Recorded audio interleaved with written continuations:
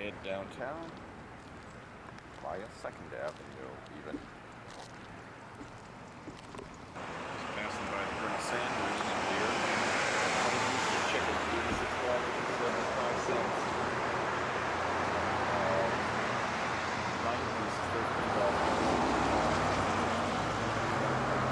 It's a little more expensive, 30% more expensive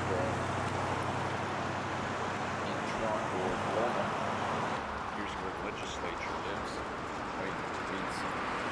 Try checking it out tomorrow, see what it looks like. Also now there's a public library. Nice mural on the side of the Medical Arts Building. Okay. You're not the last in Canada to take down your Christmas lights. Also, I guess this town does have break-ins. I noticed they got an ATD alarm system sign. There's the Medical Arts Building.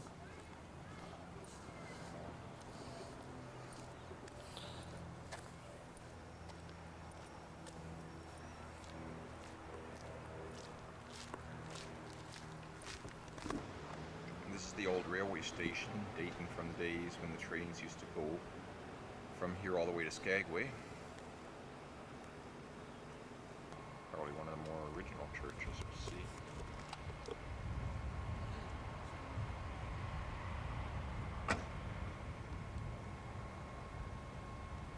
It's turning into a museum now. Here it is from the other angle. It's quite a large church.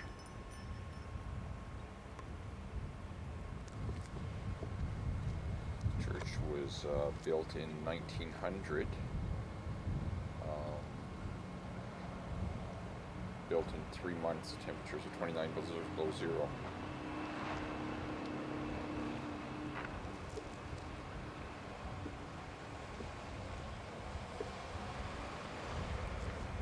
Everything works a lot faster when you're freezing. And of course, what would life be without CBC?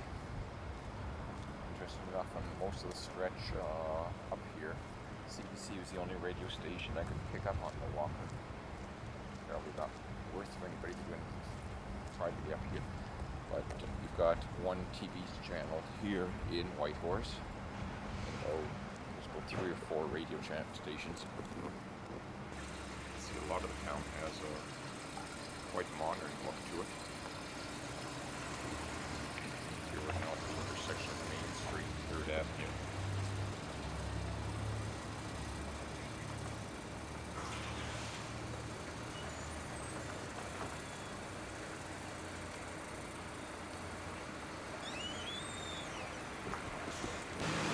Several Vietnamese and Chinese restaurants in town. Of course, native arts everywhere. Probably expensive too. And of course, what made Whitehorse and Whitehorse? Namely the gold rush of 1898.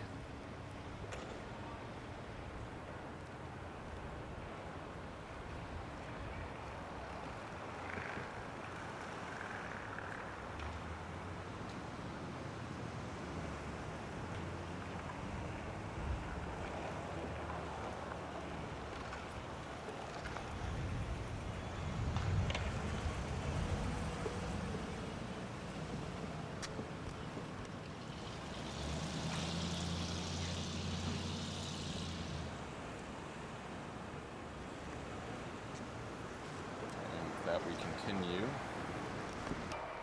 Okay, you go all the way to Whitehorse for Mexican restaurant. There it is.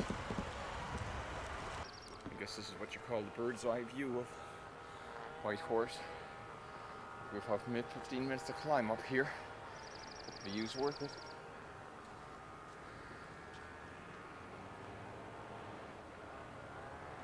And about there where I'm aiming now, that's where the bus depot is.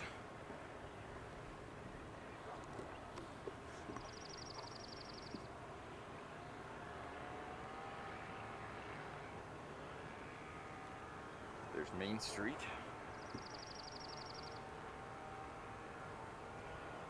Move over a little bit later to get that side.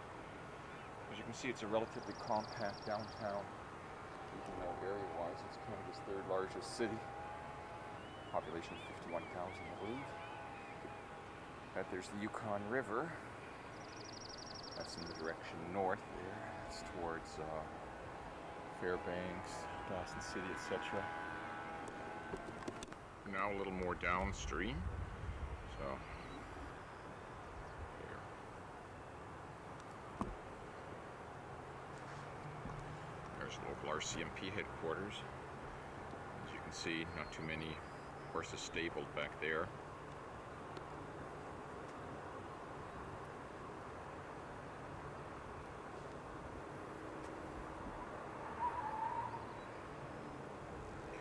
There's my youth hostel.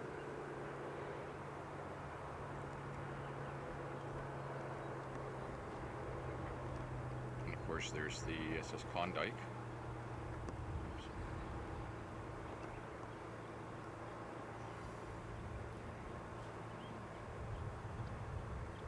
There's the dam.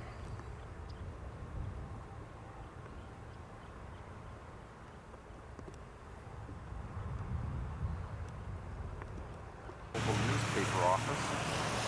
Started to say this is the local newspaper office. They have here.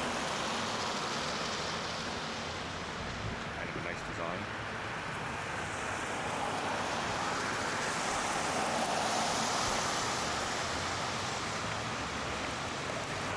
Here's a weird one. No fixed address import.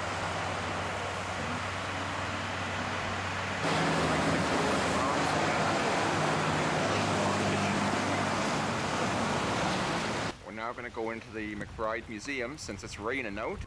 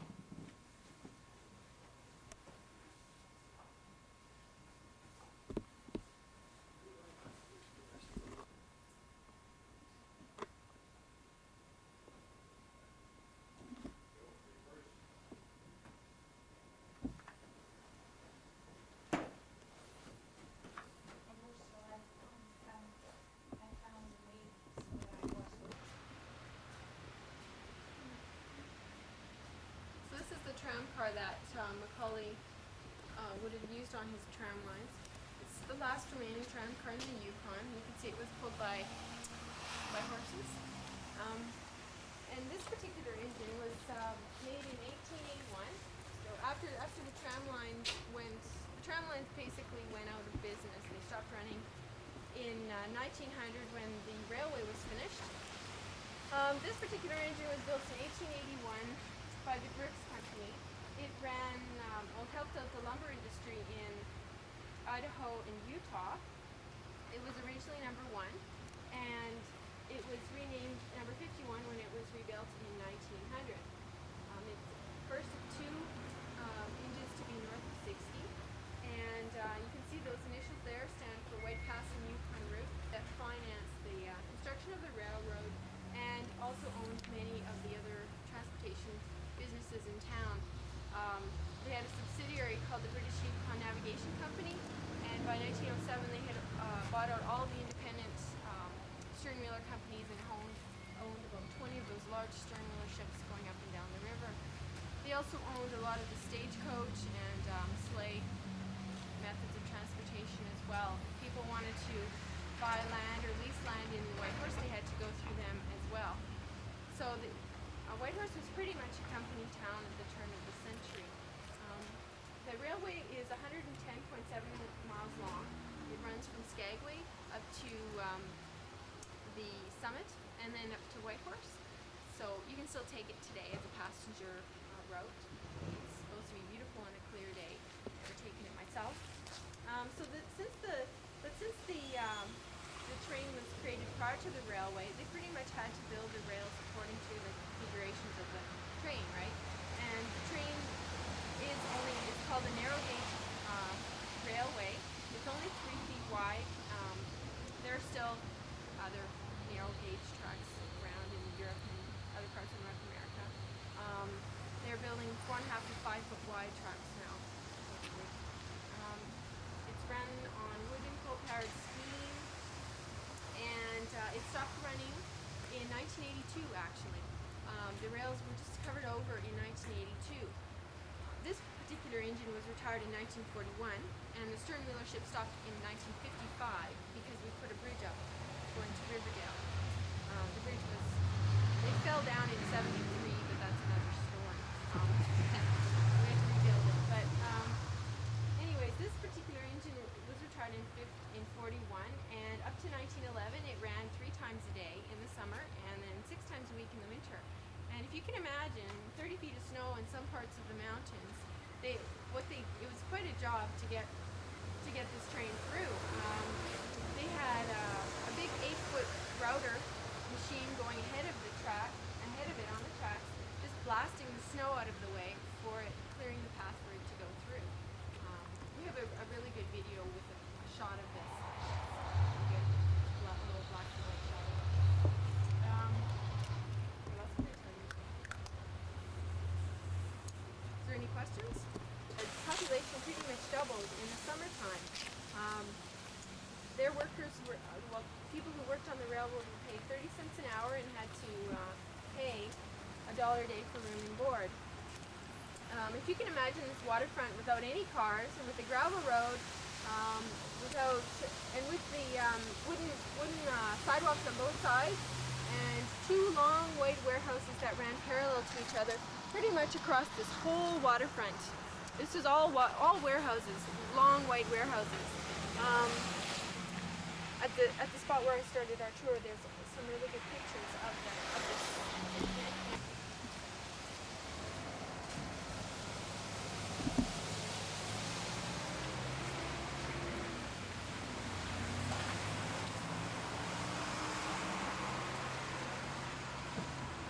So this particular building is the original building. It was built in 1900, and it's built in French/Swedish log-on-log style. And that has to do with the way the logs are placed and the way these blocks are placed in between. The stuff in between here is called oakum, and the process is called chinking, and it's just basically to keep the wind and the cold from getting into the building. This building epitomized order and elegance for its day. It was a very elegant building for Towards Day because of the transient nature of the community, and as I was saying, things being very busy in the summertime, but not so busy in the wintertime. And because of the cost of hauling equipment and supplies up here to create permanent buildings was being so high, many of the buildings that were log buildings weren't quite this nice. If there was many log buildings at all. And to send a telegraph from